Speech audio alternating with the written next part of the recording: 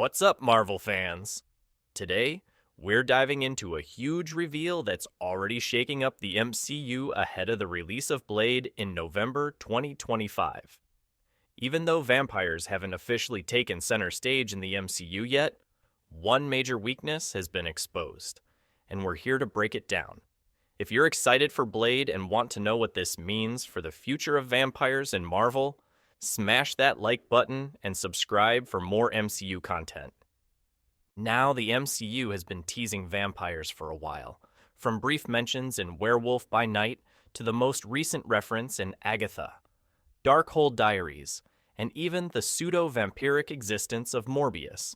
But what's really got us buzzing is the connection to Blade, the Daywalker himself, and how Marvel is slowly building toward his big debut.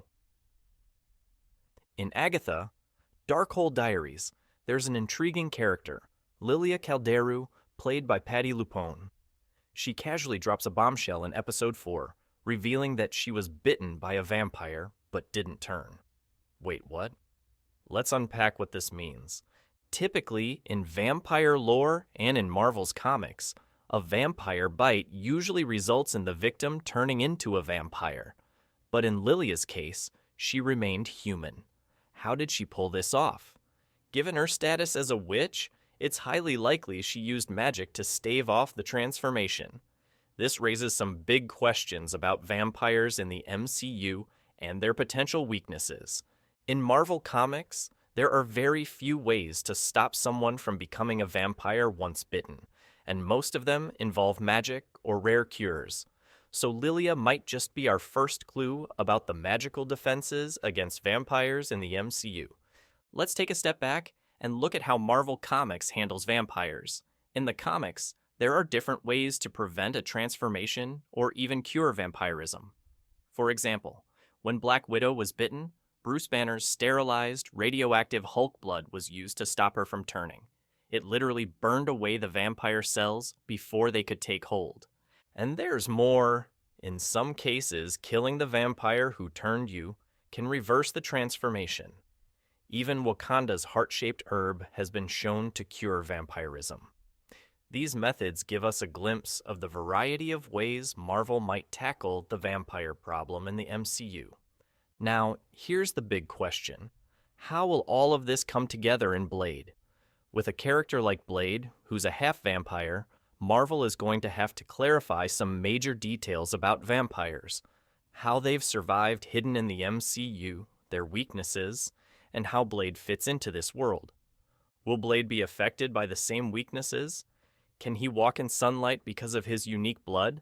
And how do vampires interact with the supernatural world we've already seen in Doctor Strange, Moon Knight, and Agatha? We'll likely get these answers in Blade. I'm also curious about how much magic will play into this. If witches like Lilia can prevent vampire transformations, will Blade have to rely on magic to fight them? Or will we see more scientific solutions, like Hulk's gamma-infused blood? It's clear that Marvel has a lot of flexibility here. But they also have a responsibility to respect the core elements that make vampires vampires. Blade is going to be a massive game changer for the MCU. His character is deeply tied to the vampire mythos, and his appearance is bound to reshape how we think of supernatural creatures in Marvel. But for now, it looks like Blade will need to establish the rules on how vampires operate in this world. Sunlight, magic, blood, and all. We know that vampires are going to play a major role in the upcoming Blade film, and possibly across other MCU projects, so it'll be fascinating to see how they flesh out this corner of the universe. With all the details we've gotten so far, we're primed for an epic reveal when Blade finally drops in November 2025. So, what do you think?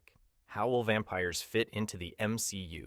Will magic be their ultimate weakness? Or will science, like Hulk's gamma-infused blood, play a bigger role? Let me know your theories in the comments below.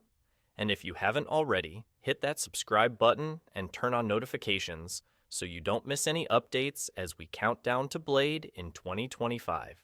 See you next time and stay sharp.